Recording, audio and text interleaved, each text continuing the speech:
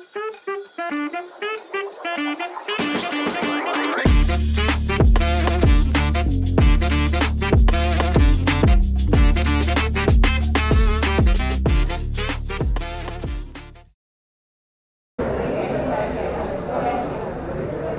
down everyone please, we're about to start.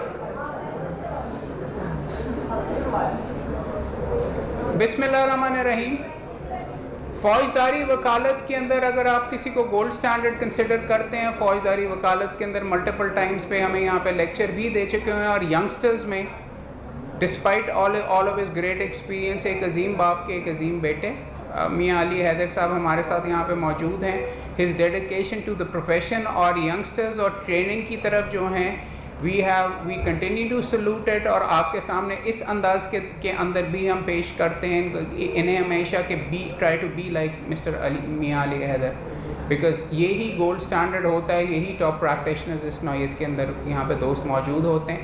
तो without much further ado आज का important topic है an overview of criminal law. Criminal की side पे अगर आपने वकालत करनी है, और अगर नहीं भी करनी, तो क्या आप मार्केट के अंदर आधे मुकदमे जो आपके जानने वालों के को होंगे कि आप उनको कहेंगे कि जी हम नहीं करते, ये reducing your chances of success by 50%। फ़ौजदारी अगर आप नहीं भी करना चाहते, सिविल अगर आप करना चाहते हैं, तो ये आपके लिए इसेंशियल है कि you go ahead and you also learn the basics of criminal law as well. Family में अगर कोई पर्चा हो जाए तो क्या आप अपने अंकल को ये कहेंगे कि अंकल मैं नहीं करती या करता वगैरह, आप मेहरबानी करके किसी और को वकील कर लें। So this is very very essential. So once again without much further ado मैं रिक्वेस्ट करूँगा मियाँ अली हैदर साहब को कि वो आपको असिस्ट करें, आपको टीच करें on the topic of overview of criminal law. Thank you very much sir. Thank you sir. Thank you very much. आपको थोड़ा सा ज़ोर से बोलना पड़ेगा, आई थिंक यूपीएस बैठ गया हमारा। अभी मैं I try to get fix sir. Thank you very much, and it's quite indeed an honor to always come in Punjab Bar and give whatever little I have. और सबसे important बात ये कि education की तरफ और training की तरफ a person I always look up to is Ahmed Qayyum, और ये it all started back in when he was the Secretary Lahore High Court Bar Association.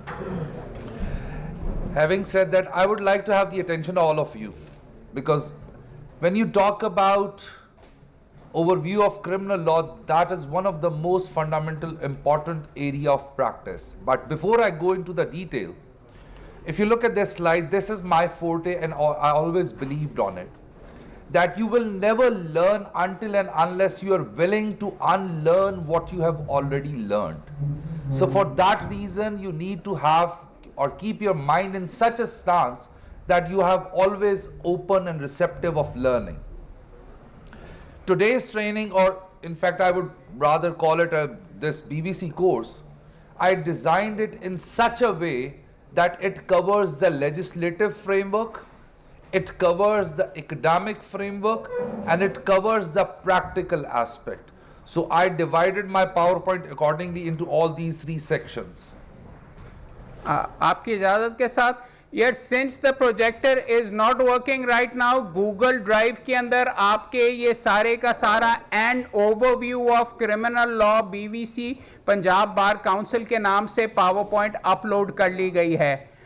we are getting the projector fixed as well, मगर आप सारे के सारे अपने mobile के ऊपर खोल कर अभी आप फॉलो अप भी कर सकते हैं। Sorry sir. When you talk about the overview of criminal law, here comes the concept of criminal administration of justice. And when you talk about criminal administration of justice, I divided the criminal administration of justice into multiple sections. For instance, you have substantive law, you have procedural law, you have adjective law, then you have constitutional law, then you have police laws, then you have prosecution laws, then you have high court rules and orders. These are the legislations all of you must encounter too, because until and unless you go through these legislations, you won't be able to understand the criminal administration of justice. For instance, if I have to ask myself that what is substantive law, majority of you might say that law which talks about offenses, punishments and stuff like that. But it's not like that. It's not. Substantive law is a law which talk about your rights, duties, obligations and liabilities. For instance, Ali Haider have a right to life. No one is entitled to take my life. If you do that, you are going to be liable for that. State is obligated to enforce the mechanism of safe environment for when it comes to the life. So rights, duties, obligation and liabilities. There comes the question that if that's the substantive law, then what is procedural law? Procedural law is something which gives you a mechanism, which gives you rules, which gives you certain set of sections, which gives you a mechanism to regulate what? Your substantive law. Your rights, your duties, your obligations and your liabilities. And there comes the third one and the most ignored one. That is adjective law. Adjective law is one which complements your substantive law and your procedural law, and that is Qanun-e-Shahadat. Are you going to practice in civil side?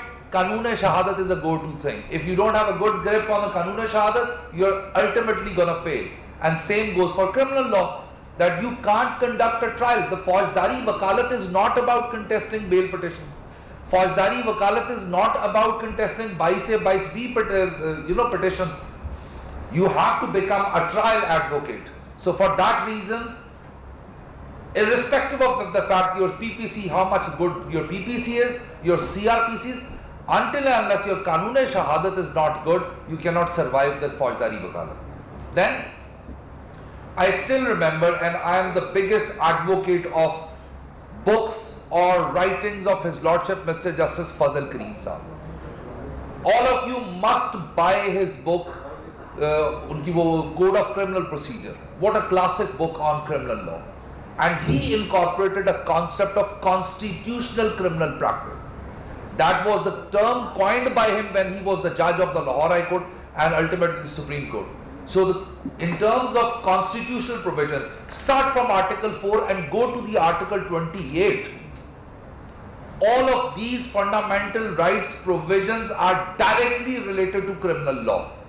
And when it comes to the appellate advocacy, when it comes to the appellate Faujdari litigation, the only domain you have to play in terms of litigation and advocacy is your fundamental rights. So you must have a good grip of not few of the articles, all of the articles, because if you take Article 9 to Article 28 aside and just hold Article 4 in your hand, that is the most powerful article in the Constitution. So constitutional provisions are very important. Then when you talk about criminal administration of justice, police laws are very important.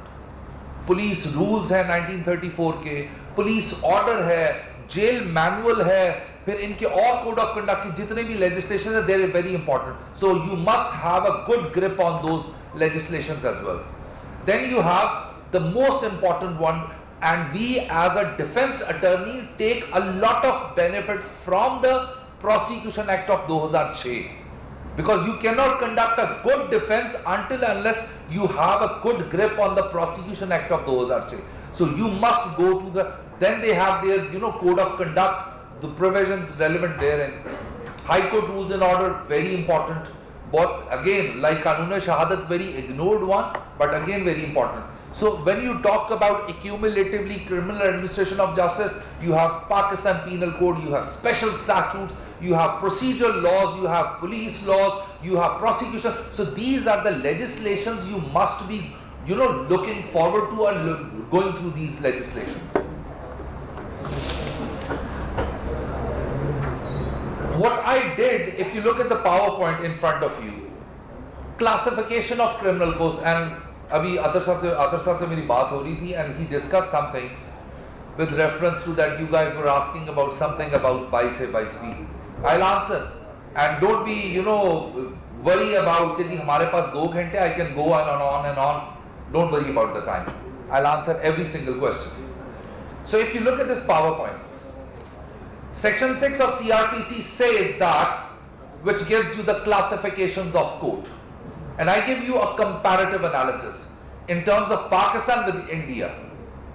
In Pakistan, the highest court of procedure is the High Court, not Supreme Court, remember. Whereas in India, the highest court of procedure is the Supreme Court of India. That is a classic difference, and that difference plays a very pivotal role when it comes to the mechanics of operating criminal administration of justice. So you have magisterial courts, you have court of sessions, and you have a high court. High court has, in many circumstances, when there is a case of a death penalty, has an original jurisdiction. And that jurisdiction is delegated to the court of sessions as well. That all the punishments in which the death penalty is going to be awarded, court of sessions, remember one thing, when you say court of session does not mean including the session judge. It means additional sessions judges as well. So whatever the penalty session judge can pass, the additional session judges are equivalent at par to pass that punishment. For instance, if additional session judge has to give a death penalty, he can do that. The second session judge can also do that. But anyone less than additional session judge, he can't do that. For instance, magistrate, I'll deal to that as well. Then you have court of magistrates. If you look at this PowerPoint, you see in Pakistan we have 3-tier legal system. Majority of the offences under the CRPC are triable by the court of magistrate. And if you are convicted by the court of magistrate, what you are going to do? Ultimately, you are going to file the appeal. The appeal goes to the court of sessions. And if appeal decides in any of the circumstances what is the remedy available, then you have the revisional powers and inherent jurisdiction of the Lahore High Court, in which you file those petitions in the High Court, and the final jurisdiction comes when you file a constitutional petition before the Supreme Court of Pakistan. So I take the constitutional petition aside, and accumulatively looking at that, you have magisterial court, court of sessions, and the High Court. And if you look at these courts and criminal administration of justice, the whole of the criminal administration of justice procedure I divided into 3 kinds of operations. One is pre-trial proceedings, the second one is during trial proceedings, and the third one is post-trial proceedings. So हमारे यहाँ अमूमन इसको categorize करते हैं pre-trial and post-trial. I categorize in a different way pre-trial proceedings, post-trial proceeding, and during trial proceeding, because the remedies, the mechanics, the science available during trial proceedings are not available after the passing of the judgment, and those remedies are not available pre-trial proceeding stages. So for that matter, I divided in that circumstance, and that's how I'll be dealing in each and everything. Look at this. This is specially I designed this PowerPoint, this particular slide for you guys. That roadmap of criminal litigation, criminal legal practice. You have criminal litigation in which you must, all of you, in your early stages of the career, must focus on substantive law, procedural law, incorporating advocacy, evidence, and stuff like that.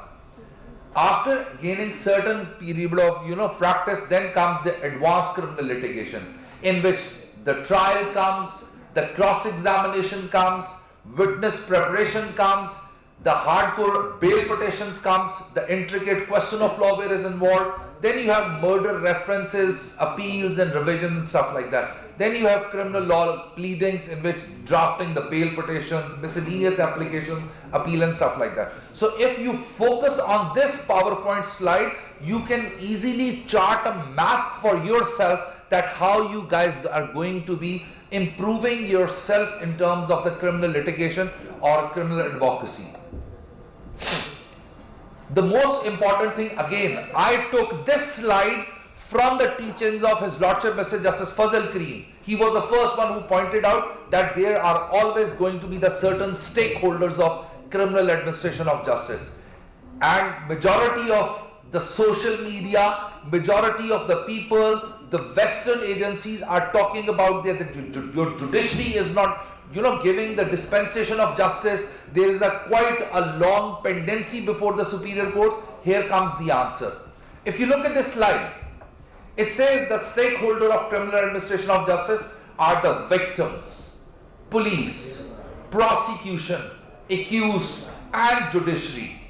And ask this question to yourself. If any one of the stakeholder is not doing what he is supposed to be doing, can you have a potent legal system? The answer is no. For example, it is the responsibility of the police to collect the evidence. Irrespective of the fact how competent the prosecutor are, if the evidence is not properly collected, he can't do anything. And if the evidence is properly collected, but the prosecutor is not competent enough to present the evidence in a court of law, what will happen? The system fails. And in all eventuality, I practice defense practice. I tell you one thing. If I see there is a tough judge, they say you can't get a relief, confuse them. And how you confuse them?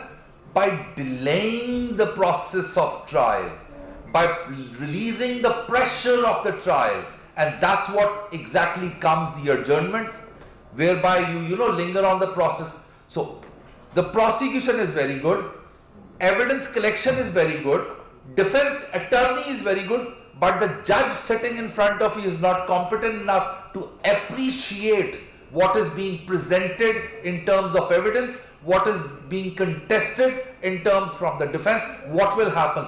There comes the lag, there comes the delay, there comes the pendency. That's how it operates. So these are the stakeholders. If you want to have a good, viable, potent, very good conviction-based system, all of the stakeholder must perform the way they should be performing it. I give you an example. The credit goes to this man who has started this BBC courses. When I was in England, we had to do the CPD courses, continuous professional development. Our licenses don't get extended. What is the mechanism here in Pakistan? You don't have it. So basically, these kind of training give you a method that how to improve what you are already doing wrong. So for that reason, for good criminal administration of justice, every stakeholder must perform the way they are required to perform. So I'll dig a little deep into the PowerPoint slide. You have classification of criminal codes, and hereby I will superficially explain you how the magisterial courts operates and stuff like that. Section 30 of the Code of Criminal Procedure says offenses not punishable with death. So what comes in my mind is, if there is a punishment for an offense in which the punishment is death penalty, stricto sensu magistrate is excluded. Bye-bye. That's not your domain. Then what is his domain? Look at this. Role and jurisdiction. The Session Court is a key component of judicial system in Pakistan, responsible for handling serious criminal cases. It operates at the district level and has the authority to conduct trials, deliver judgments, and impose appropriate punishment. The Session Court plays a vital role in ensuring justice and maintaining law and order. And that's exactly what I told you in the starting of the session, that the serious punishments, the serious crimes are the ones which are the domain of a court of sessions. You have jurisdiction and power, and that's where you get your answer. The Session Court has broad jurisdiction and deal with various criminal offences falling within the territorial limits. It exercises original jurisdiction in here and decides cases involving serious crimes. The Session Court can conduct trials, evaluate evidence, and listen to the witnesses.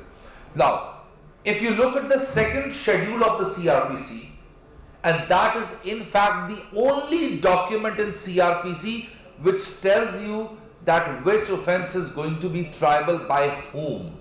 If you look at the Pakistan, the penal code, it is not written anywhere.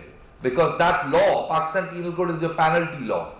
It's your substantive law. So it doesn't tell you that which offence is going to be tried by whom. So second schedule of CRPC is the one which tells you that these are the offences which are going to be triable by the Court of Sessions. So for that reason, if you want to know that if the FIR is chalked out under section 324, 496, 396, 376, which trial quota is going to be the, because remember one thing, this second schedule of CRPC not only tells you the jurisdiction that which court is going to be trying it, it also tells you where you are going to filing the bail application.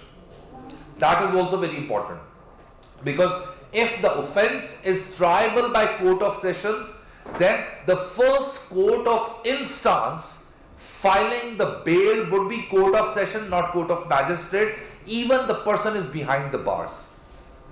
So if the, I give you an example, 9C, 91C, now it's a special code, but if the normal police captures a person under the narcotics, you want to file, he's behind the bar, you have to file a bail petition. Where you're going to be filing it? Before the Sessions Court, because that's a heinous offence, that decides the jurisdiction. So for that matter, second schedule of CRPC is very important. High courts. High courts are the higher courts of criminal jurisdiction. The High Court is a superior in judicial hierarchy of Pakistan with extensive power in criminal matters. It serves an appellate court for criminal cases. So all those cases which are originally tried by Court of Sessions, all those cases in which are tried by Court of Sessions and conviction has been passed except death penalty. याद रखिएगा, it's a technical thing. Except death penalty, the appeal lies before the Lahore High Court, the High Court. Every appeal against acquittal lies before the High Court. Every appeal against acquittal lies before the High Court, or every appeal against conviction except death penalty lies before the High Court. But what comes when it comes to death penalty?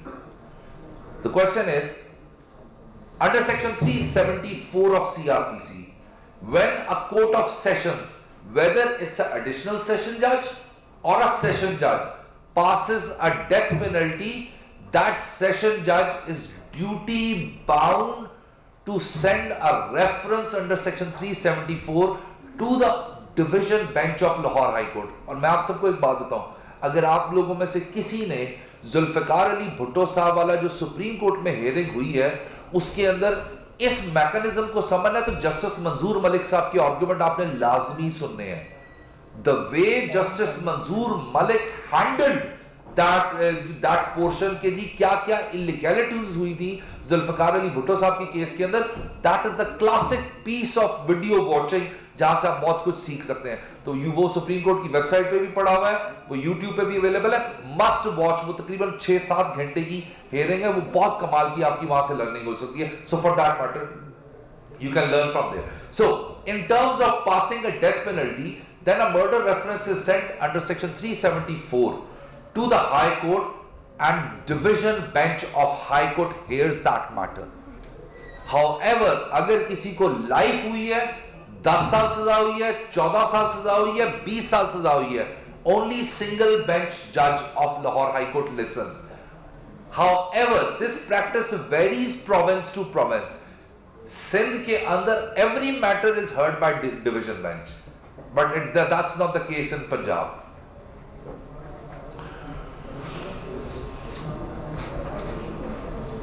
अच्छा, ज्यादा detail में जाने के साथ साथ कुछ academic stuff को भी मैं साथ अटैच करता हूं आपके लिए. हमारे यहाँ अक्सर जब आपसे बात होती है, किसी स्टूडेंट्स आपके पास आते हैं ट्रेनिंग के लिए, इंटर्नशिप के लिए, दे आस्क अ क्वेश्चन, और in fact I ask them a question कि जी आपने क्रिमिनल लॉ पढ़ लिया है, पाकिस्तान पीनल कोड पढ़ा, मुझे बताओ मेंजरिया क्या होता है. 99.9% लोग ये कहते हैं इल intent. I mean, what is ill intent? What constitutes the ill intent? Sometimes thinking is criminal, but most of the times thinking it's not criminal in terms of a criminal law. So Western law के अंदर बड़ा जबरदस्त explanation उन्होंने दी हुई है when it comes to mens rea. They say mens rea is a kind of a thing which develop in stages. You have malice aforethought, जिसको हमारे यहाँ तमाम की तमाम FIRs में लिखा जाता है वजह अनाद, मोटिव, क्यों भाई तू ये बंदा फटर कीता है, बंदे ने गोली मारी क्यों? What was the enmity behind that? What was the animosity behind that? What was the raison d'etre behind that? What was the motive? So motive, malice aforethought. Then you premeditate. अच्छा, नबील ने उधर खड़े होना है, सायरा ने वहां ललकारा मारना है, अकरम ने ये करना है. That's how you premeditate about it and deliberate, actual deliberation. That's the stage your mens rea develop. And the consequence of that, your criminal act. And that's why they are called the offenses of vicarious liability. हमारे यहां criminal law की जब आप बात करेंगे, एक judgement मैं आपके लिए लाया हूं जो मैं आपको एंड पे दूंगा. जस्टिस अमजद रफीक साहब ने अभी तकरीबन 10-15 दिन पहले एक जजमेंट दी है. 2024 LNC 69 समथिंग है, वो मैं आपको देता हूं. अगर किसी बंदे ने, जितने लोग यहां पे बैठे हुए हैं, वो जजमेंट पढ़ ली, कॉग्निजिबिलिटी, नॉन कॉग्निजिबिलिटी, कंपाउंडिंग, नॉन कंपाउंडिंग, थाने में कितने रजिस्टर होते हैं, रपट रोजनामचा क्या चीज होती है, रपट रोजनामचा कैसे ऑपरेट करता है, रजिस्टर ऑफ FIR कैसे होती है, वो कैसे ऑपरेट करता है, उससे बेहतर जजमेंट नहीं हो सकती. उसकी वजह बताता. हाउएवर, बड़े हम्बली, बड़े अदब के साथ, कुछ चीजों से मेरा इख्तलाफ है अभी तक के लॉ के मुताबिक. जो 154 में न्यू अमेंडमेंट आई है, that judgment is purely in line with that. Will discuss that. So if you look at that again, जिस तरह मैंने आपको बताया, second schedule of CRPC is a kind of a thing which tells you what is cognizable, what is non cognizable. In one of the categories, proceeding under section 154 operates. In the other one, 155 operates. So that decides. और इसको जरा मैं आप सबकी आसानी के लिए अगर कर दूं कि जो cognizable offenses होंगे वहां पर्चा दर्ज हो जाएगा.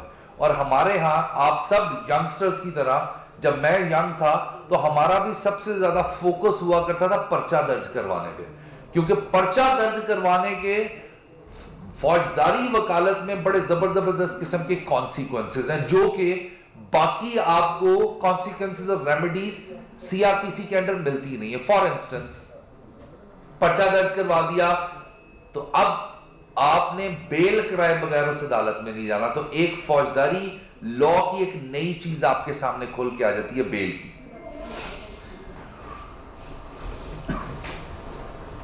लेकिन उस बेल पे जाने से पहले I really want to all of you to understand, and please be focused on this PowerPoint slide. This gives you a complete dissection of the FIR. First information report.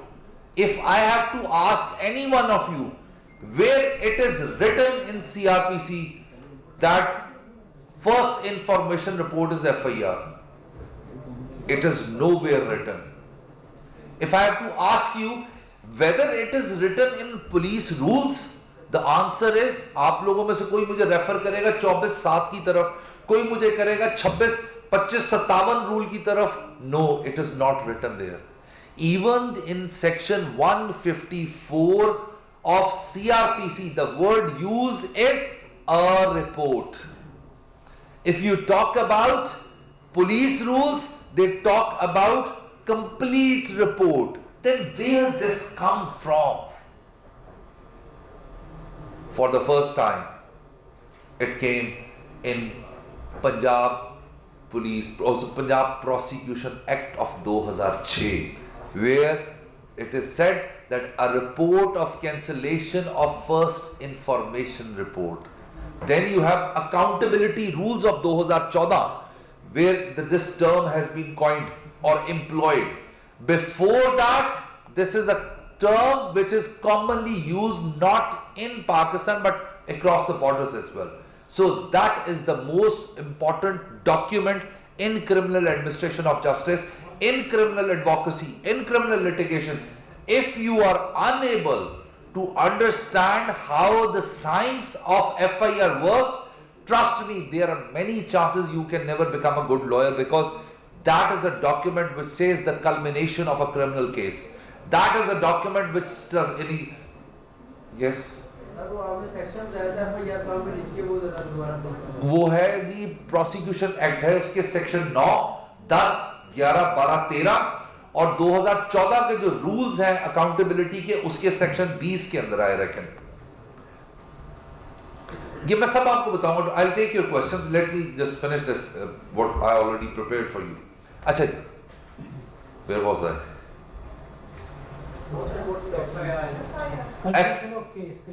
अच्छा, it's a culmination of a criminal case. When you talk about a culmination of a, I still remember when I was working for very eminent lawyer back in my internship days.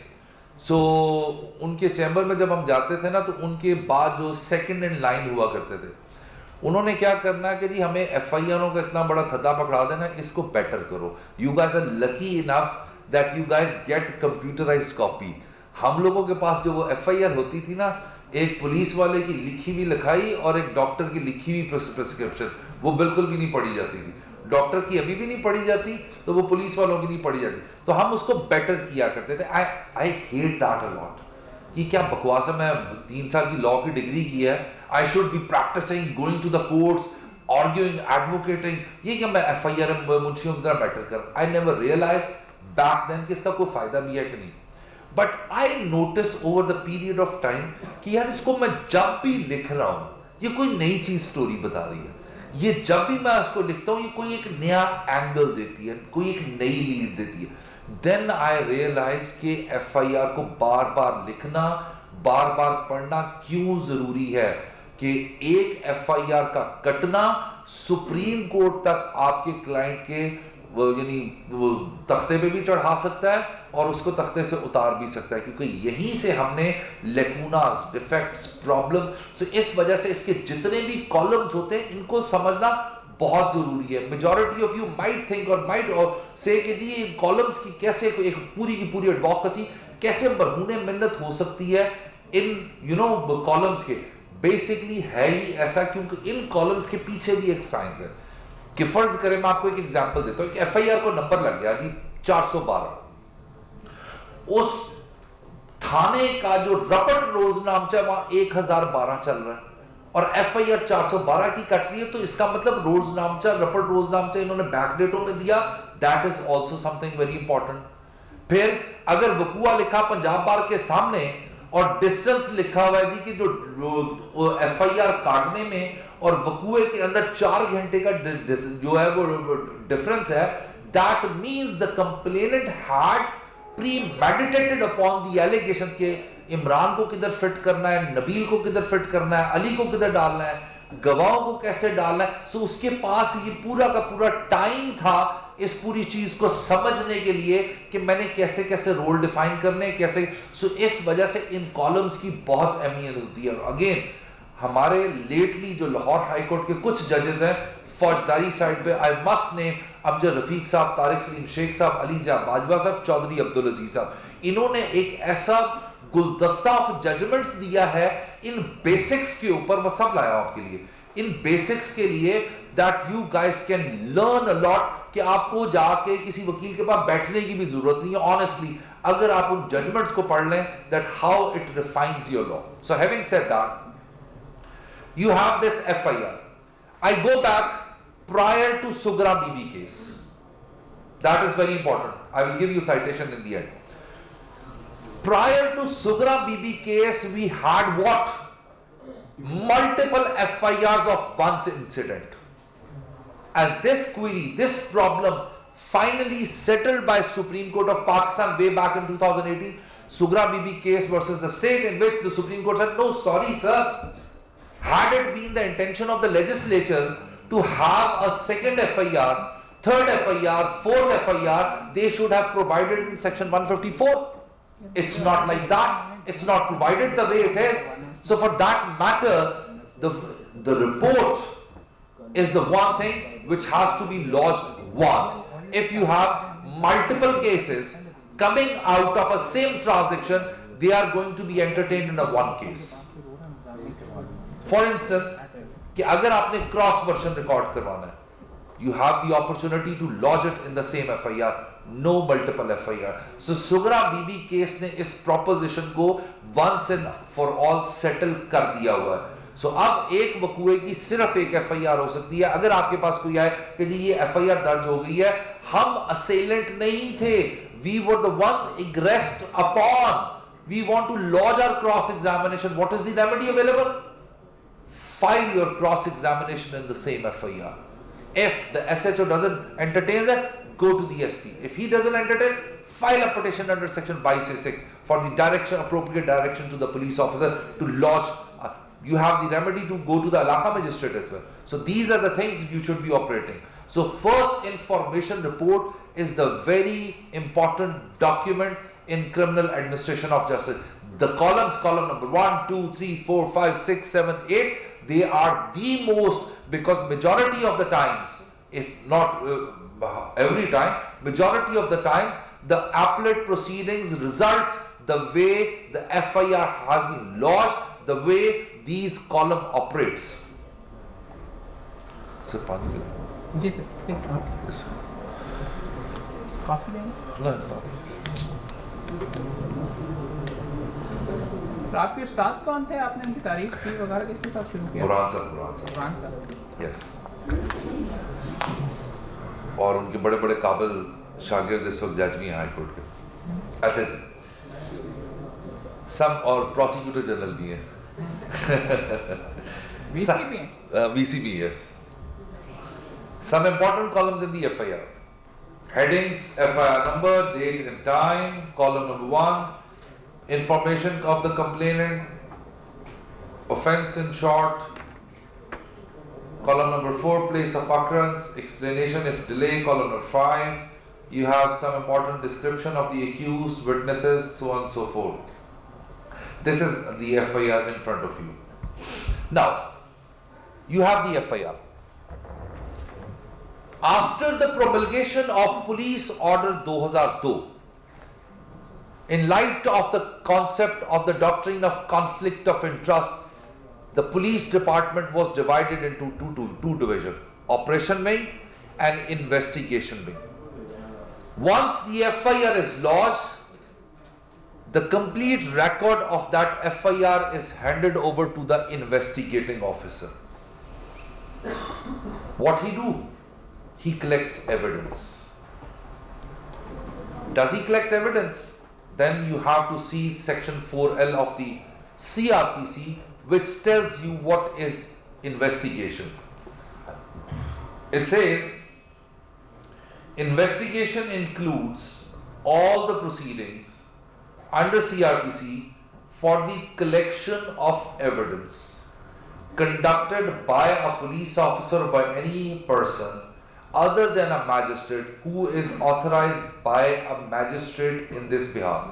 ये आप सबको पता होगा, लेकिन ये मैं आपको लिख के क्यों लाया हूं, इसमें कुछ अल्फाज के ऊपर आपने अपने हाईलाइट करना अपने दिमाग के अंदर. मैं दोबारा पढ़ने लगा हूं.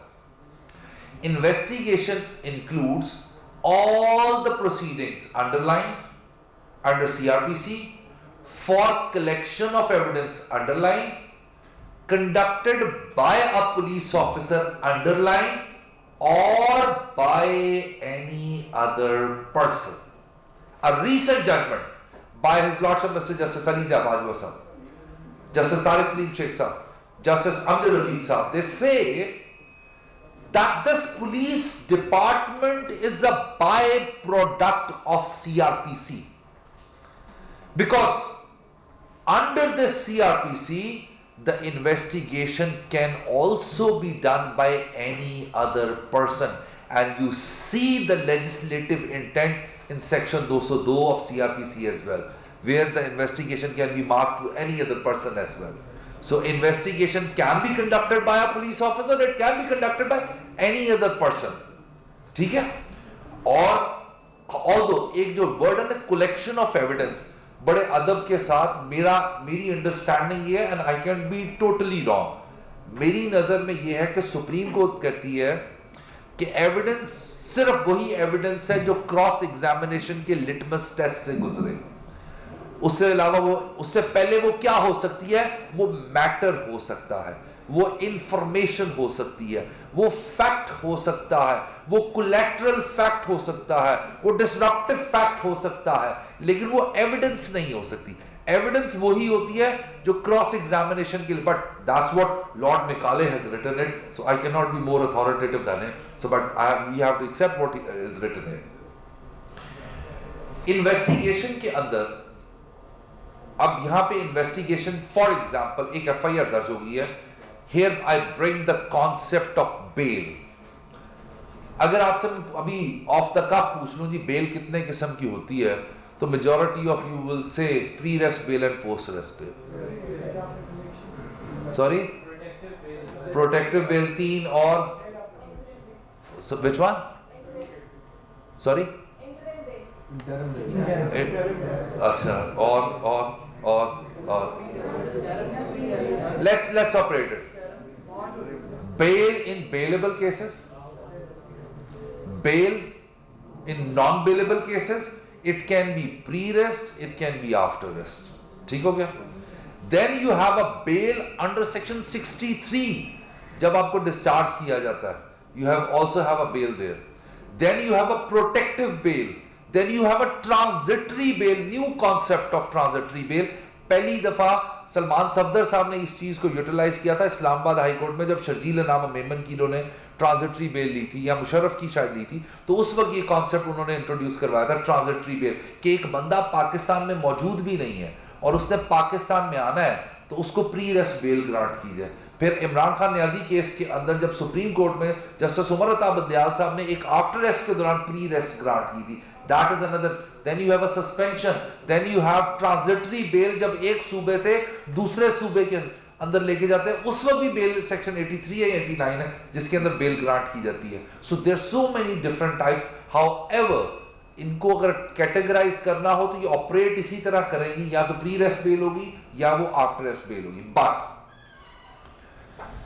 ट्रांजिटरी बेल में वैसे क्योंकि I don't practice on this side, but constitutional jurisdiction क्या होती है? एक प्रोविंस का हाई कोर्ट किस तरीके से दूसरे प्रोविंस के अंदर जाने तक की आपको बेल वगैरह दे रहा है, उनकी अथॉरिटीज को बाइंड कर रहा है? नहीं सर, उसके अंदर होता ये है कि वो बेल दी जाती है so that you can approach the court, क्योंकि वहां पे एलिगेशन ये लगाते हैं कि मुझे एप्रीहेंशन है कि मुझे रास्ते में ही, वहां पे हम ये नहीं कहते कि मैं सिंध के अंदर, सो मैं लाहौर से अगर मैंने कराची जाना है तो मुझे मुल्तान के अंदर ये लोग, बट वो क्या बेल आपकी उस प्रोविंस के बाद खत्म हो जाती है कि वो हाई कोर्ट के, सिंध हाई कोर्ट के दरवाजे तक आपको? It ends the moment you approach the court. However, अब हम लोग क्या करते हैं सर, क्योंकि ये वाला जो कॉन्सेप्ट है ना, इसको न्यूट्रलाइज करने के लिए, क्योंकि बहुत सारे केसेस में इस तरह हुआ है कि आपने लाहौर हाई कोर्ट से बेल ली है, हैदराबाद उन्होंने पकड़ लिया और आपको अरेस्ट डाल दिया, क्योंकि तो अब हम लेते हैं इस्लामाबाद हाई कोर्ट से बेल, क्योंकि उसकी ज्यूरिसडिक्शन अक्रॉस 4 प्रोविंसेस है। Is it? Yes. Islamabad capital नहीं से भी आगे उसके अंदर फेडरेशन ऑफ पाकिस्तान को पार्टी बना के जिस वो मिनिस्ट्री ऑफ इंटीरियर या जो भी हो, पकड़ता तो प्रोविंस है, लेकिन वो तो प्रोविंस है, फेडरल उसके अंदर एक्सप्रेसिवली बार कर देते हैं कि आप नहीं पकड़ सकते उसके अंदर। And again article 9 and article 14 constitutional मुझे थोड़ा सा इश्यूज पे नजर आ रहा था कि आप कैसे। So these are the things which you entertain under the law of bail. Munshi Khan versus federation of Pakistan से शुरू हो, हदायतुल्लाह केस से स्टार्ट हो, तारिक बशीर केस आप देखें, उसके बाद मैनी केसेस जो लॉ ऑफ बेल को डील करते हैं। लॉ ऑफ बेल पे अभी सुप्रीम कोर्ट ऑफ पाकिस्तान के अंदर जस्टिस मंसूर अली शाह साहब ने एक जजमेंट दी है, नदीम सैमसन केस, बहुत इंपॉर्टेंट केस है, वो पढ़िएगा, पूरी evolutionary structure of that bail is been discussed, और स्टैट्यूटरी ग्राउंड कैसे ऑपरेट करेगी और so on and so forth, that is very important. वो भी मैं आपको दूंगा एंड पे सारी judgments. So that's how the bail operates. So once the FIR is lodged, there comes you have to apply the bail. If you are not arrested, you have a remedy under section 498 to apply for a pre-arrest bail. अगर आपकी pre-arrest bail, और याद रखिएगा every pre-arrest bail is entertained by the court of sessions. Every pre-arrest bail, चाहे वो offense triable by court of magistrate क्यों ना हो, लेकिन that bail must be entertained by the court of sessions. And once that bail is dismissed, you are not going to file appeal against that, you are not going to file revision against that, you are going to file again a bail in the High Court, but on the basis of concurrent jurisdiction. And Hidayatullah case और Tariq Bashir case caters this proposition. So उसके अंदर you have to apply again. Investigation के अंदर there are certain sections which are very important. और मैंने किया क्या आपके लिए कि 154 से लेके 173 तक, ये तकरीबन यानी अगर इनको देखा जाए तो 20-22 आर्टिकल बनते हैं, इनके ऊपर जजमेंट्स लाया हूं मैं आपके लिए. 50% ऑफ द फौजदारी वकालत revolves around in between these sections. So जब 154 से निकले तो आपका का पूरा केस 157 में शामिल हो गया, और उसके बाद 160 के अंदर तफ्तीशी ऑफिसर के पास ये पावर है, वो किसी भी बंदे को, and I still remember I was before the honourable supreme court of Pakistan, Khalilur Rahman Ramday साहब जो थे वो उस केस के अंदर, तो उन्होंने कहा अगर पुलिस वाले को पता चल जाए ना कि 160 की उसकी क्या पावर्स हैं, तो वो तो पूरे पाकिस्तान के अंदर तबाही फेर दे. They can call anyone at any time anywhere they want to. That is हुक्मनामा तलबी, जो कि बाद में नैब ने अडॉप्ट किया, बाद में एफआईए ने अडॉप्ट किया कि जिसको भी बुलाना है इंक्वायरी के लिए दफा 160 ज़वादफे का उन्होंने नोटिस भेज दिया. और हम लोग लॉयर्स उन तलबी को चैलेंज करते थे, क्योंकि होता क्या है कि वो जैसे ही 160 का नोटिस आता है, बंदे को बुलाया, उसकी अरेस्ट डाली और एफआईआर वगैरह दर्ज करी. So that's how it operates. So 160 is very important. पूरी की पूरी ज़ाब्ता फौजदारी में याद रखिएगा 161 is the only section through which a police officer can record the statement. There is not any other provision of law. Only 161. And don't mix it with 172. वो एक different चीज है. So 161. Then very important section 164. क्या है जी 164? कोई बता सकता है?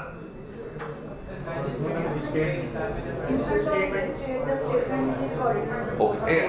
Is it a judicial confession? Yes. Is it a judicial confession? Is it a judicial confession? No. No, it is not a judicial confession. Acha, okay, fair enough. If you say it is not a judicial confession, beta, then what it is? Why is it not judicial confession? That's the tricky question. Yes? Because the magistrate is operating as a quasi-judicial body. Yeah. Oath नहीं लेते sir उसमें. Oath होता है उसमें. होता है. और extended little bit. मैं आपको बताता हूँ. Only because of section 265J CRPC, a person, a magistrate who record a statement or confession under section 164 is cited as a prosecution witness in calendar of witnesses of 173 report. Number one. Number two, the magistrate is going to be cross-examined by the defense counsel, and the person whose statement is recorded further has to come and reassert what he had already asserted. So 164 का statement मेरी नजर के मुताबिक, क्योंकि मेरी ज्यादा defence की practice है, तो I also categorise it at par with the confession before police, कि इसकी कोई वैल्यू नहीं है फॉर मेनी रीजन. क्योंकि ना क्रॉस एग्जामिनेशन की अपॉर्चुनिटी मिलती है, उसकी वैसे ही कोई वैल्यू नहीं है. That's what section 265J says.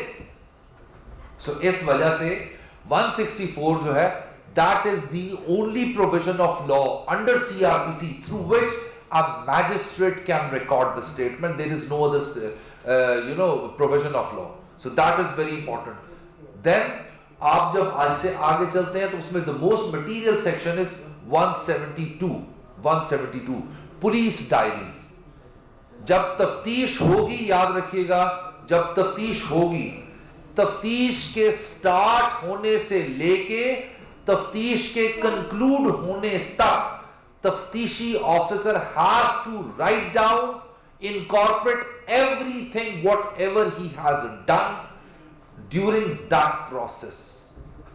गवाहों को बुलाया, इंकशाफात हुए, डिस्क्लोजर्स हुए, कन्फेशंस हुई, 161 के रिकॉर्ड किए, फर्द मकबूजगियां बनी, रिकवरी मीमोज बनाए, PFSA को भेजा, किसी के घर छापा मारा, किसी के वारंट लिए, किसी का इश्तिहार लिया, तफ्तीशी officer must write everything in the police diaries. Here comes the interesting question.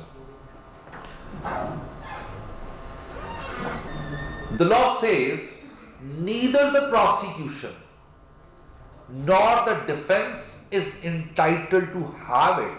When they are not entitled to have it, why it is written? ना prosecution यूज कर सकती है, ना defense यूज कर सकता है. सेकंड में सिर्फ आयु रिमाइंड करने के लिए कि हालातों वाक़यात क्या हुए थे इसलिए. Partially, but मेरी अपनी अंडरस्टैंडिंग ये है कि जहां एविडेंस एट पार आ जाए और जज कंफ्यूज हो किसी फैक्ट की डिटर्मिनेशन पे अपनी डिटर्मिनेशन देने के लिए, तो he always consult the police diary what happened back then at that time to make his mind clarify कि यहां पे अगर कुछ कमी रह गई तो तफ्तीश में क्या हुआ था. नंबर 1.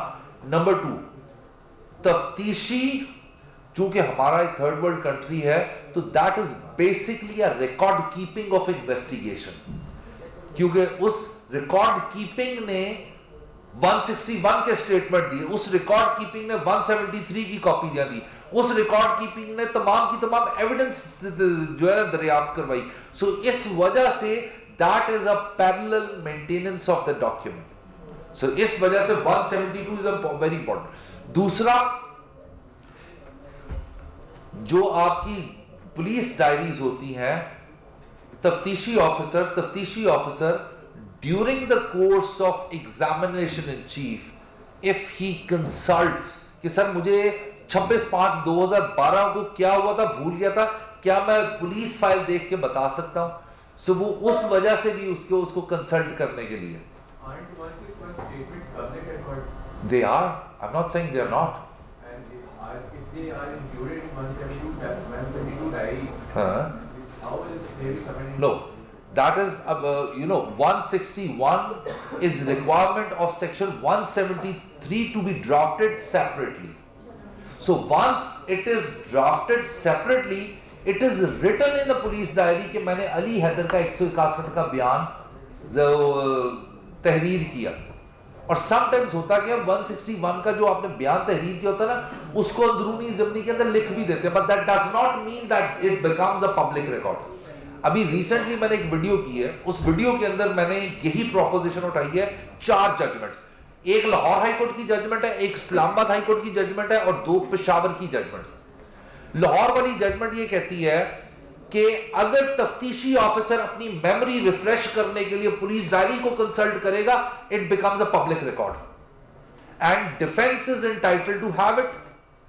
इस्लामाबाद हाई कोर्ट की कहती है कि 172(3) में क्लियर कट एम्बार्गो है कि you can not have it because it's a secrecy attach है. सो 172 सबसेक्शन 3 के अंदर हर उस डॉक्यूमेंट की बात हो रही है जो रेफर किया जाएगा, not 173, and the judgment from Peshawar says the same thing. वैसे सीक्रेसी की लॉजिक क्या है? वो तफ्तीश को सीक्रेट नहीं, I understand that, but after the fact वगैरह खास तौर के ऊपर what is the actual logic वगैरह के, बिकॉज़ उसमें उन्होंने अपना पूरा स्पाई इंफॉर्मेशन और ये सारी चीजें होती हैं, और वो 173 में नहीं ना होती, उसको वैसे ही प्रिविलेज है इस वजह से. So, sir, I clearly understood given the concept. The question that I'm going to ask is at par with the law. क्या गुफ्तगू come please. Yes, yes. But my question is for the sake of arguing, आप क्या ये? Guys, please. My question is for the sake of arguing. जैसे अभी इन्होंने बात की कि 161 का जो बयान है वो 172 में रिफ्लेक्ट करेगा. एंड 161 के बयान को हम अगर कंसीडर करें वो पब्लिक रिकॉर्ड है, पब्लिक डॉक्यूमेंट है, तो deriving from that concept wouldn't the जिन्नी और 172 की डायरी. अच्छा, मैं आपको बताता हूँ. पहली बात, 161 का जो स्टेटमेंट होता है वो कभी भी साइंड और थंब मार्क नहीं होता, ऐसे ही. 161 पे आप तब तक रिलाई नहीं कर सकते for the purposes of contradiction unless and until आप उसको पहले एडमिट ना कराएं. ठीक हो गया? अब जो आपने बात की कि 161 जब 172 में आया तो उसके अंदर ऊपर नीचे बाकी भी बहुत कुछ है. So making that public makes the up and down as well public. So that's why it is not like that. अच्छा जी, आगे चलो. एक दफा wrap up करते हैं, फिर I'm open to your questions. अच्छा जी.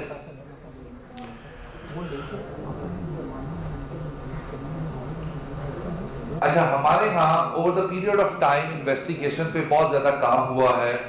United Nations office of drug and crime बहुत ज़्यादा ट्रेनिंग्स करवाता है पाकिस्तान के अंदर, जहाँ पे पुलिस प्रोसिक्यूशन कॉपरेशन के ऊपर बहुत ट्रेनिंग्स है. और उसकी आपको वजह बताता हूँ गाइस, प्लीज. उसकी वजह सबसे बड़ी ये है कि राइटली और wrongly police thinks that they are the main stakeholders of investigation.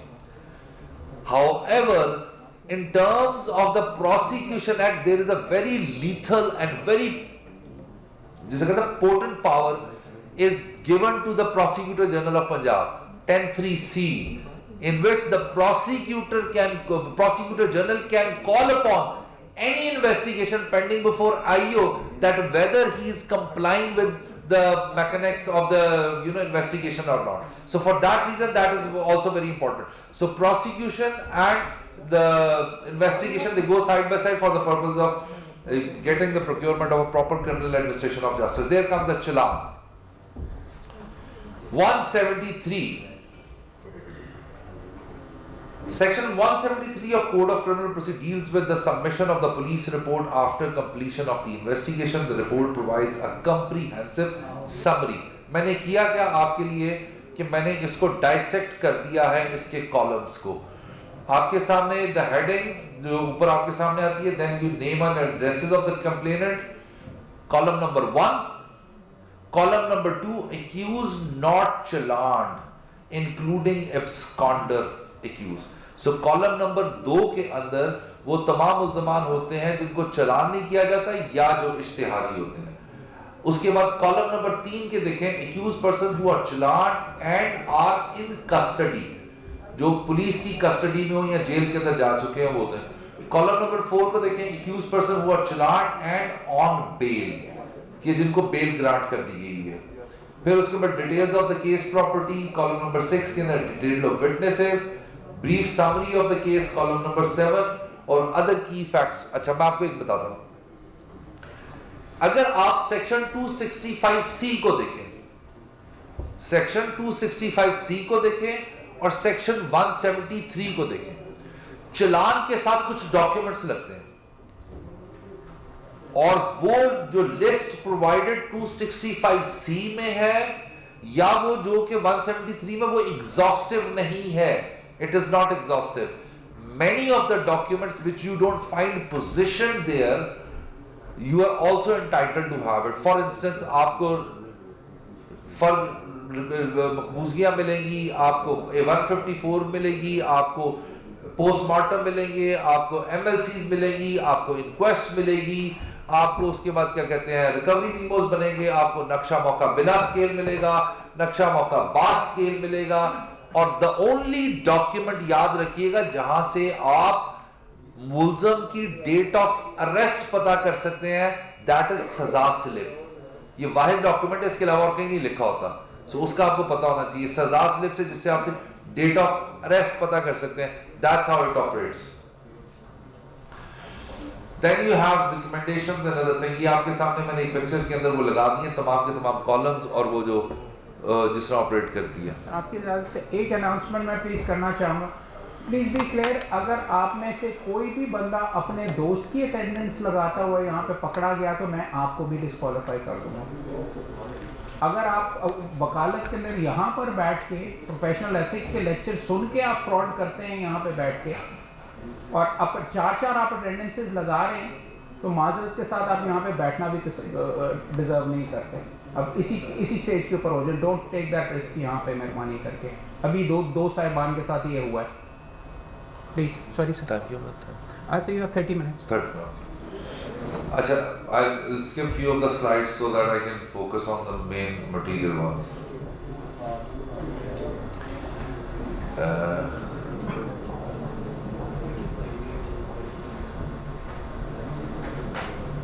Yes, try.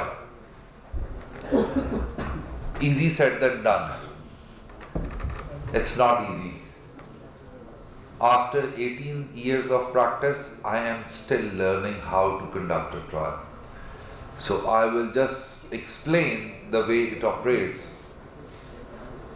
Never touch any trial, be that may it's magisterial or court of session, unless and until you have a damn good practice of many aspects of criminal advocacy. If you can't think on the spot, you are not suitable to conduct a cross-examination. Majority of the trials, when it comes to court of sessions, life and death is at stake. So, how to learn it? If you think that if you are working for some senior lawyer and he's going to train you the way you want yourself to be a good trial lawyer, I'm sorry. You're living in a fool's paradise. The best and the most suited place to learn trial advocacy is you need to dissect your routine into 3 portions. 2 days before magisterial court, with no senior, sit in the court and see what is happening. Just see. It's been my forte throughout my career that I never argue before a judge unless I sit in his court and see how he deals with it. अभी high court के जजेस बने हैं, मेरे cases वगैरह लगने थे तो मैं एक दिन पहले जाकर सबके पास थोड़ी देर बैठा to read the mind of that judge. Trial is just like that.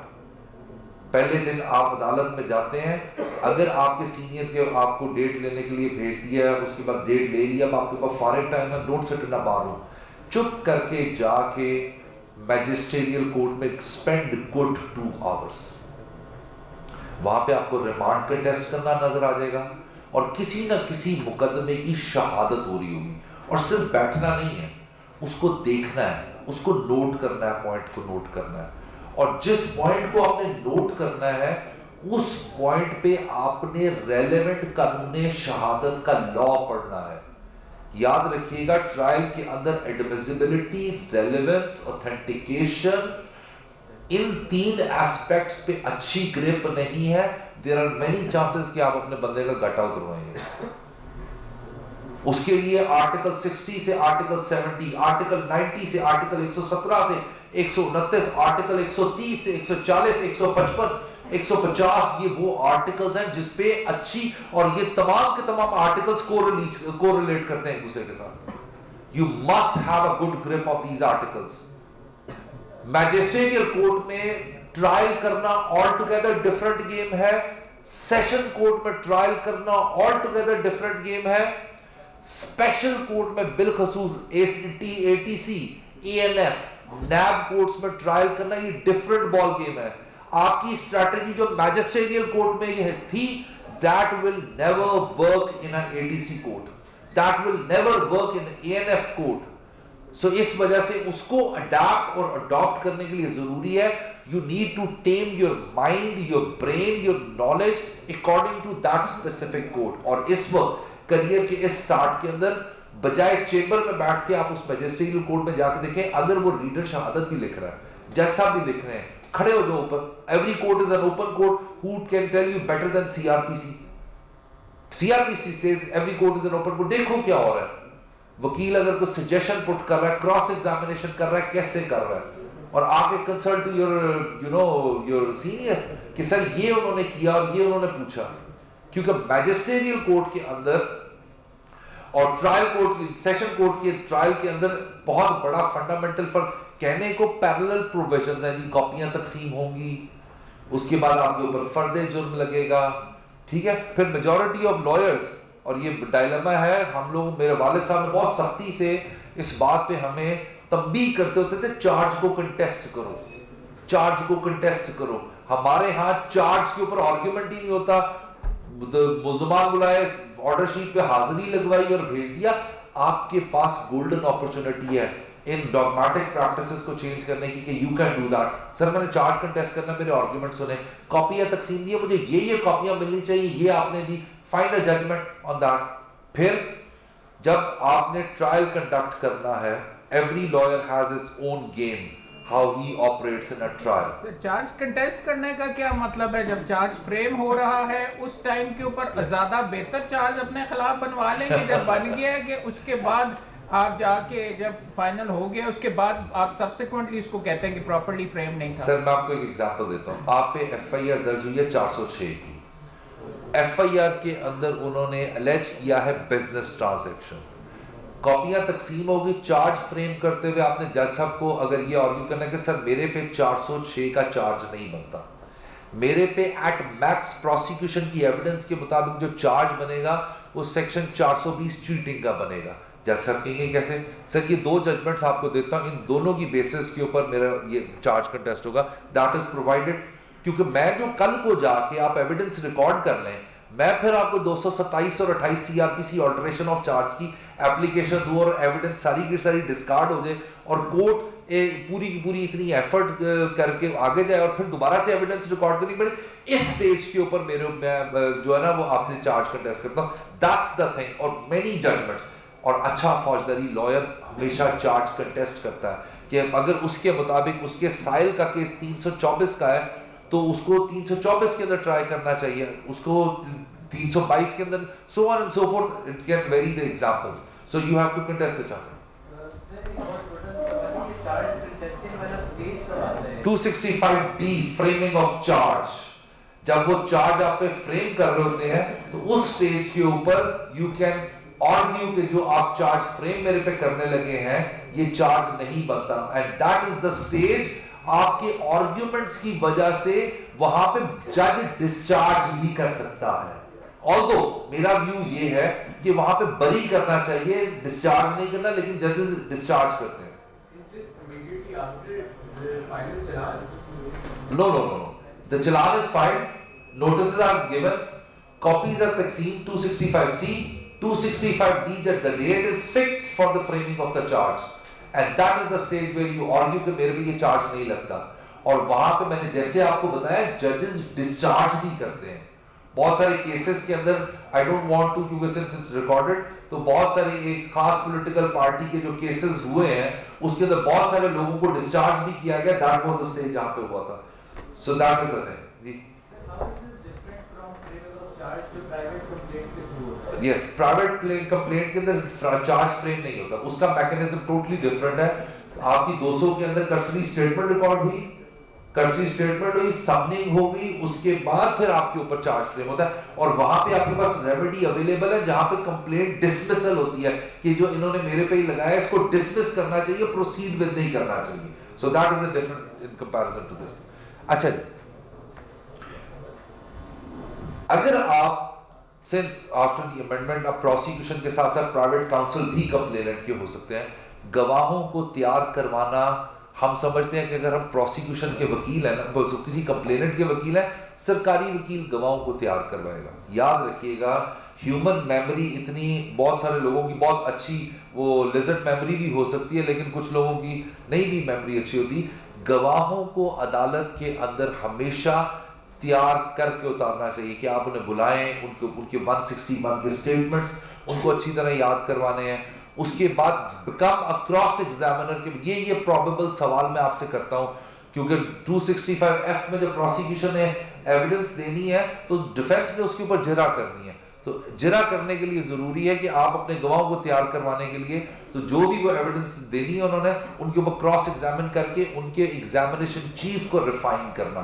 फिर मैंने अब ये QSO का टॉपिक है, मैंने इस पर बहुत ज्यादा काम किया हुआ है कि आप किस तरह लीडिंग क्वेश्चन कर सकते हैं एग्जामिनेशन चीफ में भी, आप किस तरह लोडेड क्वेश्चन कर सकते हैं एग्जामिनेशन चीफ में। और again I refer Amjad Rafiq साहब जजमेंट, जिन्होंने एक वेस्टर्न टेक्निक, इंग्लिश टेक्निक, वो क्या इरवी यंगर की टेक्निक उन्होंने इनकॉर्पोरेट की अपनी जजमेंट के अंदर, जिसको बोलते हैं पिगी बैकिंग क्वेश्चंस, कि आप किस तरह साइन पोस्टिंग करते हैं।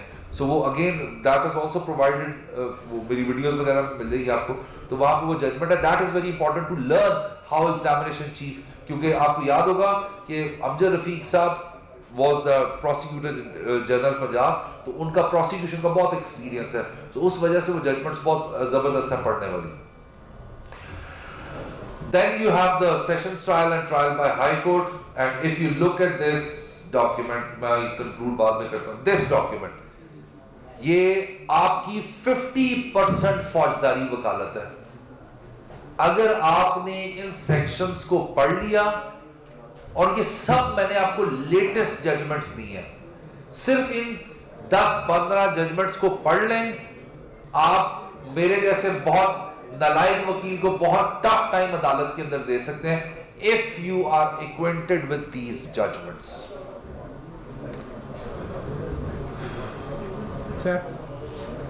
Now any question, ask anything. Yes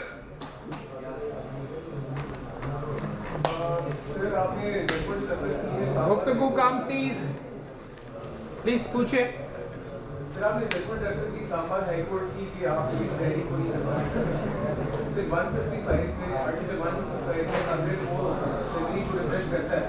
156 157 उसको राइट टू हो जाता है फर्स्ट पार्टी पे, और 172 ये कहता है कि section 161 of the evidence act and 141 of the evidence act 141 apply होगा।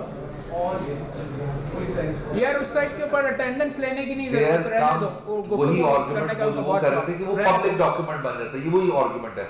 बट इस्लामाबाद हाई कोर्ट ये कहती है, अच्छा पूछो। वो जो जजमेंट है वो सिर्फ is it not in contradiction with article 157 It is I also of the view कि जब वो तफ्तीशी मेमोरी रिफ्रेश करेगा, it becomes a public document. I am of the view, but Islamabad and Peshawar says no. जी What is zero FIR and refreshment of FIR? Oh, zero FIR means where the jurisdiction, it is on the border of two jurisdictions. कि either it has to be lodged in police station defense A or defense B. It is recorded in either of the police station and categorized as zero FIR. Quashment under article 199, but याद रखिएगा 26वीं तरमीम के बाद law change हो गया है। पहले हम खेला करते थे क्वैशमेंट के लिए आर्टिकल 199(1)(c) में, अब वो अवेलेबल नहीं है since it is the matter of the constitutional courts. But it's a very detailed topic. Quashment means you finish off the FIR. मैंने भी एग्जांपल दी थी जिसमें मोहम्मद अहमद यूसुफ ने सवाल किया था चार्ज फ्रेम वाली। हाई कोर्ट और सुप्रीम कोर्ट की जजमेंट है जब बिजनेस ट्रांजैक्शन होगी और 406 की एफआईआर रजिस्टर होगी, एफआईआर को ऐश हो जाएगी। सो दैट्स द यस आपका कोई क्वेश्चन? यस सॉरी जो आप नई अमेंडमेंट आई है उसमें भी इन्वेस्टिगेशन जो before the registration of FIR, yes उसके बारे में सर क्या है? अगर प्रतिक्रिया को एफआईआर का को एक्विटेड हो जाता है और वो एफआईआर एक झूठी हो जाती है, तो वो 182 की जो कार्रवाई होती थी जिसमें उसके अगेंस्ट किया जाता था, उसको आप पुलिस ऑफिसर भी फिक्स हो जाएंगे जिसमें प्री इन्वेस्टिगेशन की हुई है। देखो मेरी बात सुनो, अमजद रफीक साहब, ये अब जरा थोड़ा सा बड़ा हो सकता है। हाँ जी, ये जजमेंट मैं आपको जरा थोड़ी करता हूँ, ये जजमेंट आप सबने पढ़नी है। नहीं सॉरी, नहीं हो? चल अच्छा ये जजमेंट है 2024 LHC 6439, यस, ये आप सबने पढ़नी है। इसमें बुरहान मौजम मलिक साहब माइकस कराए थे, प्रोसिक्यूटर जनरल पंजाब अपने डिपार्टमेंट को रिप्रेजेंट कर रहे थे, कामरान आदिल साहब one of the finest police officers when it comes to academics and legal knowledge. Kamran Adil was also a amicus in that. अभी वो जो बिल आया ना, अभी पास नहीं हुआ। अमजद रफीक साहब ने इस जजमेंट में जस्टिफाई किया है within the given framework that preliminary investigation is allowed. वो कहते हैं कि जब कोई एफआईआर के लिए दरखास्त आती है, चाहे वो कॉग्निजेबल हो चाहे नॉन कॉग्निजेबल हो, it has to go into the रपट रोजनामचा। रपट रोजनामचे से रजिस्टर ऑफ एफआईआर में ट्रांसमिट करने के दरमियान का जो टाइम है, that is the stage of preliminary investigation where the SHO has to apply his mind कि हाँ ये कॉग्निजेबल ऑफेंस हुआ है कि नहीं हुआ, उसने पूछना है, उसने इंक्वायर करना है, तब वो उसको ट्रांसमिट करेगा रजिस्टर ऑफ एफआईआर में। However, सुगरा बीबी को छोड़ा, आप खिजर याद देख लें, उसके बाद आप क्या कहते हैं बशीर को देख लें, तारिक बशीर को देखो, जितनी भी जजमेंट्स हैं, they said कि प्रिलिमिनरी इन्वेस्टिगेशन 154 में नहीं हो सकती। बट अब उन्होंने लॉ में डाल दिया। जो आपने 182 वाली बात की उसको भी उन्होंने उसमें कैटर किया है कि अगर कोई पकड़ा जाता है फॉल्स कंप्लेंट के लिए तो फिर 182 के अंदर भी वो एक्सटेंड कर रहे हैं उसके अंदर सजाएं वगैरह, but that has not been finalised yet, but this is the very good judgment which open your criminal law horizons के हमारे given circumstances में कैसे ऑपरेट किया जा सकता है। Yes, please.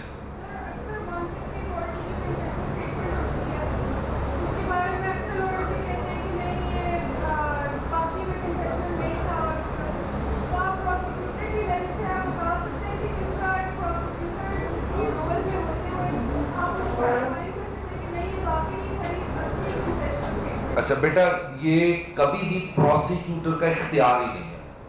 मैं आपको एक एग्जांपल देता हूं। प्रोसिक्यूटर और डिफेंस काउंसिल की सारी लड़ाई पाकिस्तान पीनल कोड के डिफाइनिंग सेक्शंस पे है। पेनल्टी सेक्शन से ना प्रोसिक्यूशन का ताल्लुक है ना डिफेंस का कोई ताल्लुक है। हमने प्रोसिक्यूशन ने इंग्रेडिएंट्स ऑफ ऑफेंस साबित करने हैं और हमने उनको डिस्कार्ड और डिस्क्रेडिट करना है। अब आपने जो सवाल किया ये प्रोसिक्यूशन ने सिर्फ 164 का जो स्टेटमेंट रिकॉर्ड हुआ है उसको प्रेजेंट करना है इन लाइन विद सेक्शन 265J। अब और वो क्या high court rules and orders के मुताबिक रिकॉर्ड हुआ, क्या वो किसी थ्रेट इंड्यूसमेंट वगैरह के रिकॉर्ड हुआ, this is a point of determination of a जज। हाउएवर अगर आपको इसकी और ज्यादा डिटेल में देखना हो तो अगेन मैंने वो मेरी एक वीडियो में मैंने मंसूर अली शाह साहब को एक जजमेंट कोट की हुई है, कन्फेशनल स्टेटमेंट। उसमें मंसूर अली शाह साहब ने 164 के डायनामिक्स को बहुत अच्छे तरीके से एक्सप्लेन किया है कि कौन कौन से अबंडेंट प्रिकॉशंस है जो मैजिस्ट्रेट ने लेने हैं, कौन कौन से प्रिकॉशन है जो प्रोसिक्यूशन ले रहे हैं व्हाइल प्रेजेंटिंग 164, और डिफेंस ने कैसे उसको डिस्क्रेडिट और डिस्कार्ड करना है। So at the end of the day, it is more of presenting 164, sustaining court of law, and if it's sustained there, cross-examine में कोई discredit नहीं होता, then it is like any other evidence, but much higher in comparison to confession before police, but not at par with the requirements of Article 71 of QS. Oral evidence must be direct. जो चश्मदीद की evidence है उसके level की नहीं है फिर। Sir, disputed facts की वजह से अगर जो है वो एक्विटेड होता है तो 182 की एप्लीकेशन दी जा सकती है। बिल्कुल कलंदरा बनाया जा सकता है। Once you are acquitted from a court of law फिर आप उसको प्रो करना चाहिए। हमारे यहाँ करते नहीं है ना प्रॉब्लम। लेकिन कोर्ट्स जो है वो ये आर्ग्यू करती हैं कि जो है वो डेफिशिएंसी ऑफ एविडेंस की वजह से एक्विटेड हुआ है। Acquittal means acquittal, acquittal means acquittal. मैं एक एग्जांपल देता हूँ आपको। मेरी बड़ी कंट्रोवर्शियल वीडियो है जिसमें वो सुओ मोटो केस 3 ऑफ 2017 है, लॉ ऑफ कंपाउंडिंग के ऊपर। सुओ मोटो केस 3 ऑफ 2017 कहता है कि once you are acquitted from supreme court और any court on the basis of the compounding, you are at par with any other compounding. कि ऐसा होगा जैसे आपने कभी वो ऑफेंस ही नहीं किया। काजी फाइज ईसा साहब का व्यू इसके ऊपर ऑल टुगेदर डिफरेंट है। काजी फाइज ईसा साहब कहते थे कि जी आपने जो कंपाउंडिंग की है that means partial admittance of guilt. उन्होंने इनके ऊपर फुल कोर्ट रिकमेंड कर दी थी लेकिन वो कभी बनी नहीं। अभी तक जो जजमेंट प्रिवेल करती है वो सुओ मोटो केस 3 वाली करती है जिससे 5 मेंबर बेंच जजमेंट है। वो कहते हैं acquittal means acquittal. So whatever you are saying, अगर आपने बरी करना है 249A में करेंगे, 265K में करेंगे बरी, या फाइनल जजमेंट कोर्ट अनाउंस करेगी। So that means prosecution had faced miserably, accused stand acquitted of the charge. So फिर वो उससे कोई फर्क नहीं पड़ता। That means acquittal means acquittal. Yes please.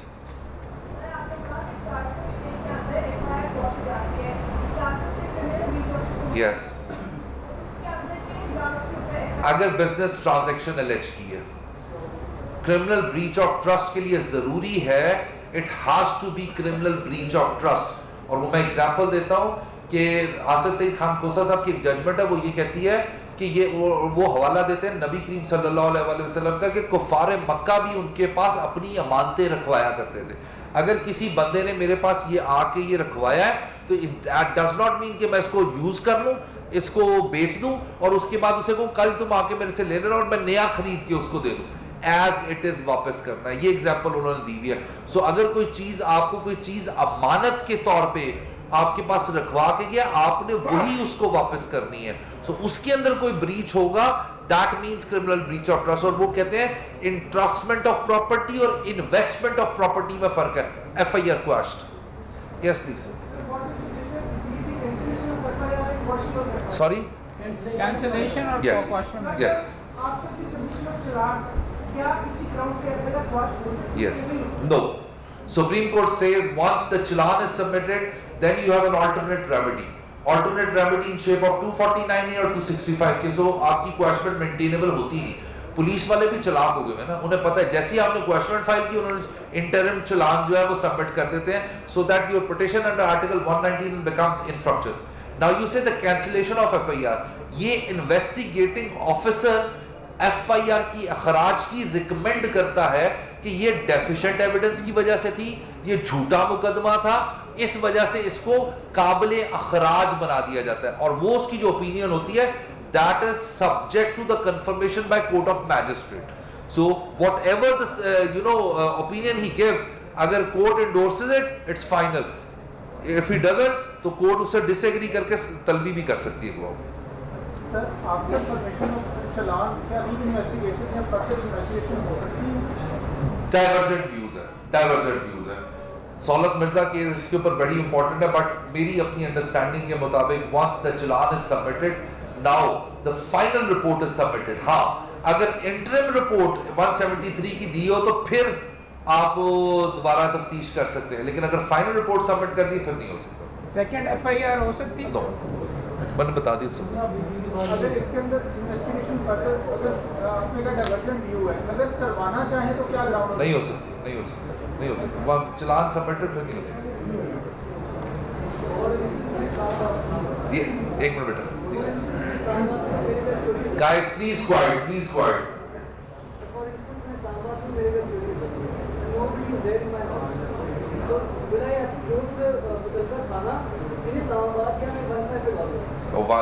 देखो, हाँ, वेरी इंटरेस्टिंग क्वेश्चन। देखो, मैंने अपने एक्सपीरियंस में ऐसी एफआईआर्स भी देखी हैं जहां पे आपने एसएचओ को फोन कर दिया तो पर्चा, टेलीफोन, मोबाइल आ गया ना, अब तो 15 वगैरह उसको वो भी नहीं था, फोन पे बता दिया। बेसिकली 154 का मकसद ये होता है to set the machinery of law into the motion.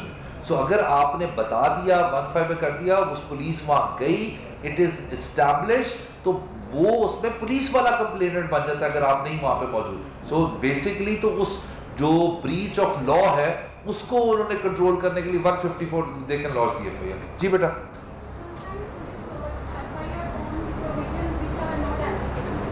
Yes, sometimes ऐसे जुर्म लगा देती है जो कंटेंट्स ऑफ एफआईआर से बनते नहीं है।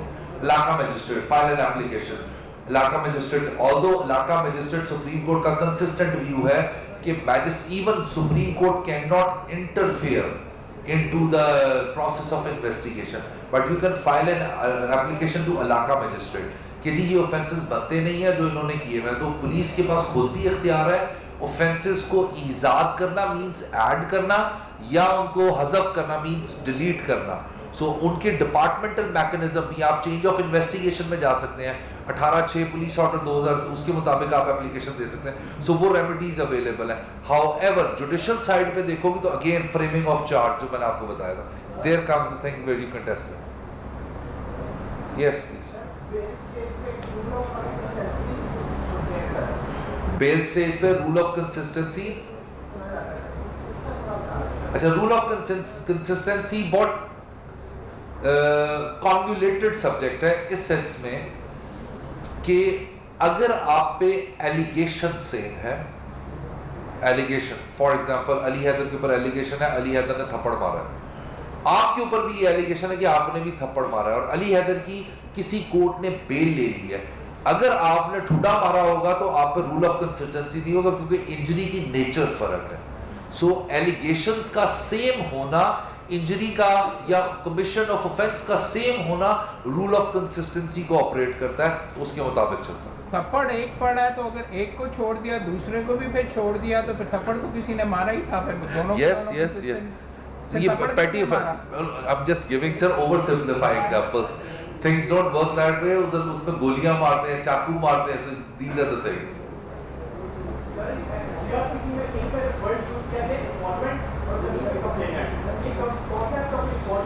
यस, कंप्लेनेंट जो है वर्ड है ये बेसिकली यूज किया गया प्राइवेट कंप्लेंट के अंदर, ठीक है। इन्फॉर्मेंट जो होता है वो मल्टीपल कैटेगरीज में होता है। एक इन्फॉर्मेंट जो होता है जो इन्फॉर्म कर रहा है लॉ इन्फोर्समेंट एजेंसी को, that does not necessarily mean that he will become a complainant. Again यहाँ पे ये इस टॉपिक पर किसी ने नहीं लिखा हुआ, सवाए फजल करीम साहब ने, उन्होंने आपको बताया है parties of a criminal litigation, और उन्होंने कॉन्सेप्ट दिया पार्टी इन इंटरेस्ट और पार्टी इन क्लेम। फजल करीम साहब कहते हैं कि पार्टी इन क्लेम कौन सी है? वो कौन हो सकता है? कंप्लेनेंट जिसको स्टेट से कर रही होती है और उसके साथ मुलजम होता है। उसमें पार्टी इन इंटरेस्ट कौन होते हैं? मजरूबीन, उनकी कोई से नहीं होती। मुकदमा चलना किसके साथ है? पार्टी इन क्लेम के साथ, नॉट पार्टी इन इंटरेस्ट के साथ। सो आपके सिनेरियो के मुताबिक जो इन्फॉर्मेंट हो सकता है वो पार्टी इन इंटरेस्ट हो सकता है, पार्टी इन क्लेम भी हो सकता है। बट अगर एफआईआर के उस कॉलम के अंदर जो आ गया वो कंप्लेनेंट, वो कंप्लेनेंट होगा, उसका इन्फॉर्मेंट कोई भी हो सकता है। जिस तरह नारकोटिक्स की केसेस में मुखबर इतला करता है, वो कंप्लेनेंट तो नहीं बनता, कंप्लेनेंट तो पुलिस वाला ही बनता है। फिर अगर आपने बताया किसी जगह चोरी हो गई या कोई लवारिस लाश पड़ी हुई है, मैंने फोन करके पुलिस वालों को कहा कि पंजाब बार काउंसिल के बाहर लवारिस लाश पड़ी हुई है, तो मैं इन्फॉर्मेंट हूं, उसका जो कंप्लेनेंट बनेगा वो पुलिस वाला ही बनेगा। Yes yes yes. Last two questions, please. Any questions? Please. Trial जो है, आपने ट्रायल की बात की है, ट्रायल कंक्लूड कहाँ पे होता है? मैं ये सवाल इसलिए पूछ रहा हूँ, आपने रेफरेंस किया reference Guys, please, very interesting question. उसमें मंत्री मलिक साहब की सबमिशंस का आपने रेफरेंस किया है, तो वो मर्डर के कॉन्टेक्स्ट में है, मर्डर ट्रायल। तो एक क्या फर्क है आपकी नजर में? मैं आपका भी पूछना चाह रहा हूँ कि एक ट्रायल वैसे जनरली कहाँ पे कंक्लूड होता है और मर्डर ट्रायल कहाँ पे कंक्लूड होता है? अच्छा, मर्डर ट्रायल और any trial concludes on passing of the judgment. Yes. Passing of the judgment. Awesome. Then what is the murder reference to confirmation? yes, मैं बताता हूँ। मर्डर, मैं आपको इसका जवाब भी दे देता हूँ। इसी पॉइंट को मंजूर साहब ने एड्रेस किया हुआ है। वो ये कहते हैं कि मर्डर रेफरेंस स्टैट्यूटरी रिक्वायरमेंट है अदालत की तरफ से फाइल करना before high court to confirm what they have inflicted upon. That is not part of the trial. That is not part of the trial। और इवन कि मैं आपको बताऊं, मंजूर मलिक साहब ने उसमें यह भी कहा है कि बहुत सारे मुल्जमान ऐसे भी थे मेरे हाईकोर्ट की जुडिशरी यानी उस टेन्योर के दौरान जिन्होंने कभी अपील नहीं फाइल की थी अगेंस्ट कन्विक्शन, लेकिन मैंने उन्हें मर्डर ट्रायल में बरी किया था। अच्छा, लेकिन इस पे मर्डर रेफरेंस 6 piece की एक जजमेंट है जो कहती है it is part of the trial. which one? I send you that. नहीं, what judgment? क्यों जो ये कहती है murder reference is a part of a Confirmation of the murder judgment है, जो reference आता है, that is part of the अच्छा, judgment. ये प्रॉब्लम ये क्रिएट हो रहा है कि लेकिन मलिक साहब ने कह दिया कि यहाँ पे एक स्टेप मिसिंग था भुट्टो साहब के केस के। यस। तो क्या ये कहना जायज है कि हाईकोर्ट कर ही नहीं सकता ओरिजिनल? बिल्कुल मैं बताता हूँ क्यों। सर मैं बताता हूँ, आपने जो सवाल किया ना, देखें ट्रायल कोर्ट ने कन्विक्शन पास कर दी, सेंटेंस दे दी, ठीक हो गया। फौजदारी ट्रायल के दो कॉन्सिक्वेंसेस होते हैं, एक कन्विक्शन, एक सेंटेंस। जो मुज़ाहिर अली अकबर नकवी साहब जब डीबी किया करते थे ना, तो उनका पहला सवाल ही होता था कि आप कन्विक्शन असेल कर रहे हैं या sentence.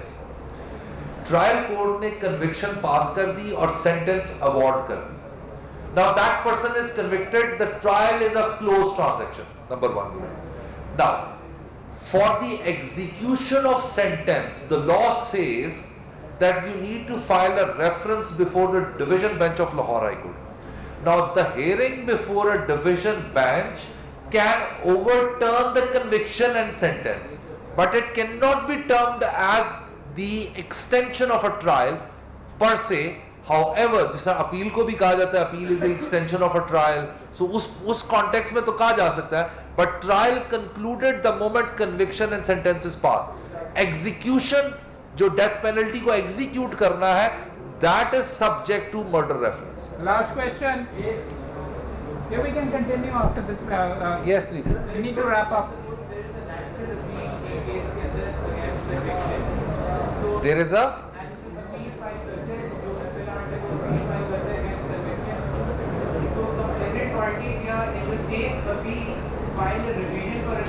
yes. Does it have to be through a written?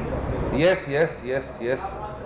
Enhancement के लिए रिविजन आएगी, फिर हाँ, अगर आपने प्राइवेट कंप्लेंट में कन्विक्शन या एक्विटल हुई है तो उसका मैकेनिज्म डिफरेंट है। PSL है, yes. Okay, sir. Thank you sir. यार तमाम दोस्तों का एक चीज़ प्लीज़ पॉइंट आउट यहाँ पे आपके सामने करना चाहूँगा कि आतिर भाई ने पहले आपको लेक्चर दिया, आपके सामने मियाँ साहब ने अभी बीच में लेक्चर दिया। एक एकेडमिक का अंदाज़ था, एक प्रैक्टिशनर का अंदाज़ था। किसी जगह पे ज़ुबान नहीं लड़खड़ाई। सबसे ज़्यादा दोनों का एक्चुअली एक्सीलेंस वगैरह आप कम से कम ये देखें, उनको पूरे पाकिस्तान का सिस्टम दिया हुआ था, इनको पूरा क्रिमिनल लॉ का सिस्टम दिया हुआ था। और आपके सामने बार बार हम ये पॉइंट आउट करते हैं कि हम जो लीडिंग प्रैक्टिशनर हैं, कि आपको इब्तिदा में भी कहा कि बी लाइक मियाँ अली हैदर साहब, बिकॉज जो इनकी ग्रास्प थी, आपने हर बंदे ने एक एक सवाल करने की भी कोशिश की। And look at his passion as well, कि आवाज़ उठती थी एंड ही वुड से कि नहीं यार इस तरीके से ये इसका। So that is the thing. Finger tips के ऊपर सारी की सारी जजमेंट्स भी मौजूद थी।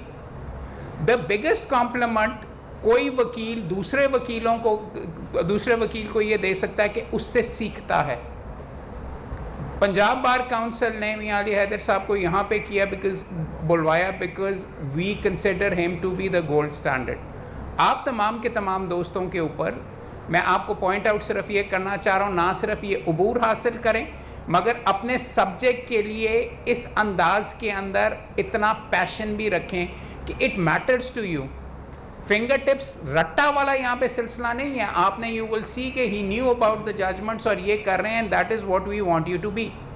गुफ्तगू गप्पे लगाने के लिए तो आप बीच में अभी भी लगा सकते हैं, बट देखें आपके सामने बताने की कोशिश बार बार ये रख रहा हूँ कि this is what you are suppose to be. और कम मौके आपको ऐसे मिलते हैं कि एक्सेलेंस जो होती है प्रोफेशन के अंदर वो आपके सामने आती है और आपको उनका इंटरैक्ट करने का मौका मिल रहा है। So thank you very much sir. Sir आप यहाँ पे आए, आपने यहाँ पे वक्त वगैरह हमें दिया, it is an honour for us और सो काइंड ऑफ यू। इस साइड पे अगर दोस्त आ जाएं तो ग्रुप फोटो हो जाए प्लीज़ सर। नीचे आ जाइए ज़रा, हम कर लेते हैं। ठीक है, थैंक यू।